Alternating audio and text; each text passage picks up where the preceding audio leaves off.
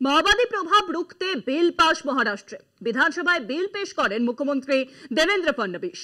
এবার বিধান পরিষদের গণ্ডি পেরিয়ে রাজ্যপালের ছাড়পত্র পেলেই বিলটি আইনে পরিণত হবে। তবে এটিকে ভিন্ন মত দমনের হাতিয়ার বলে সোচ্চার হয়েছেন বিরোধীরা।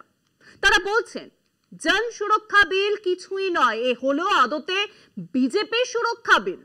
বিজেপি নকশালদের ভয় পায় না, বরং ভয় পায় এনজিও, সামাজিক গোষ্ঠী এবং বিরোধী দলগুলিকে, যারা আওয়াজ তোলে বিজেপির স্বৈরাচারের বিরুদ্ধে।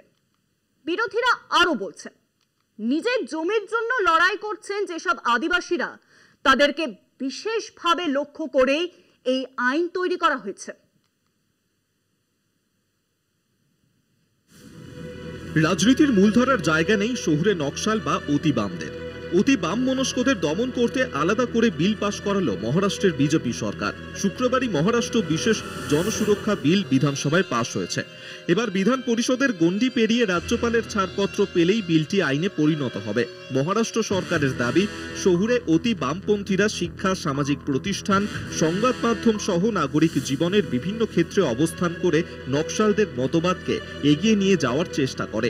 উগ্র নকশাল পন্থাকে সমূলে দমন করার জন্য শহুরে নকশালদেরও দমন করা দরকার। তবে বিরোধীদের মতে এই বিল বিরোধী কণ্ঠস্বরকে দমন করতেই আনা হয়েছে। সরকারের বিরোধিতা করলেই জুটবে নকশাল তকমা। বিরোধী কণ্ঠস্বরকে দমিয়ে দেওয়া হবে দেশ বিরোধী বলে। उनसे बीजेपी को हमेशा डर लगता है। आदिवासी हो या जंगल में रहने वाले जो लोग हैं, वो हमेशा अपने अधिकार के लिए लड़ते हैं। ऐसे लोगों को दबाने के लिए, कुचलने के लिए कानून बनाया है। ये कोई अच्छे मकसद से कानून नहीं बना। हमारे खिलाफ मत बोलो, हमारे खिलाफ मत लिखो, सरकार के खिलाफ सड़क पर मत आइए। अगर आएंगे तो आपको बिना चौकसी आपको जेल में डाल दिया जाएगा, आपको बेल भी नहीं मिलेगा।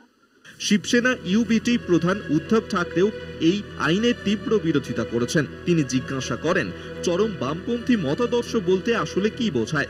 যদি বিলটি নকশালবাদ বন্ধ করার বিষয় হয়, তাহলে নকশাল শব্দটি একবারের জন্য কেন উল্লেখ করা হয়নি?